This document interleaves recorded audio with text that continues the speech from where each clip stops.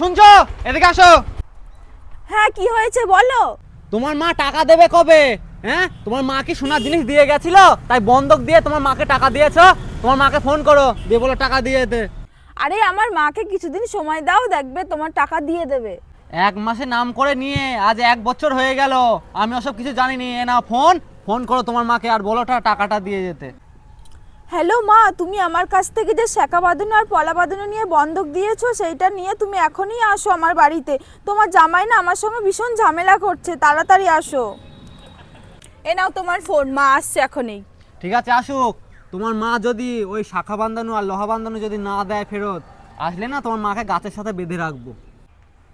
আরে ওই দেখো মা আসছে। কি রে মা, একটু সাইডে আয় তো। বলছি কি মা, তোর শাখা বাঁধানো আর নোয়া বাঁধানোটা না আমি বিক্রি করে ফেলেছি। এই নে, এখানে 20,000 টাকা আছে, এটা দিয়েই জামাইকে একটু ম্যানেজ করে নে। ঠিক আছে, এ নাও তোমার টাকা, মা দিয়েছে।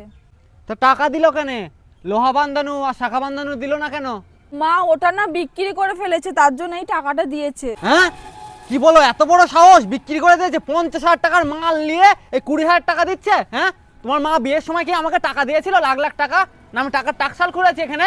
যাও টাকা নিয়ে আসো, নাই সোনার দান জিনিস নিয়ে আসো তোমার মায়ের সাথে, যাও। মা তোমার জামাই টাকা নিতে চাইছে না, তুমি গিয়ে দিয়ে আসো টাকা। আচ্ছা ঠিক আছে। কি ব্যাপার জামাই, টাকাগুলো নিতে চাইছো না কেন? কি করে নেবো আমি টাকা? আপনি কি বিয়ের সময় যৌতুক দিয়েছিলেন? 50,000 টাকার মাল বিক্রি করে 20,000 টাকা দিতে আসছেন? আমার দরকার নেই টাকা, আমার জিনিস ফেরত দেবেন আমাকে। আরে জামাই, তুমি তো ভালো করেই জানো আমরা খুব গরিব মানুষ। নাও না, এই 20,000 টাকা নাও না। ঠিক আছে, ওই 20,000 টাকা দিন, আর আপনি 1 মাস থাকুন এখানে, দিয়ে কাজপত্র যা আছে সব কিছু করে দিয়ে যাবেন। গায়ে গতরে শোধ করে বাড়ি চলে যাবেন।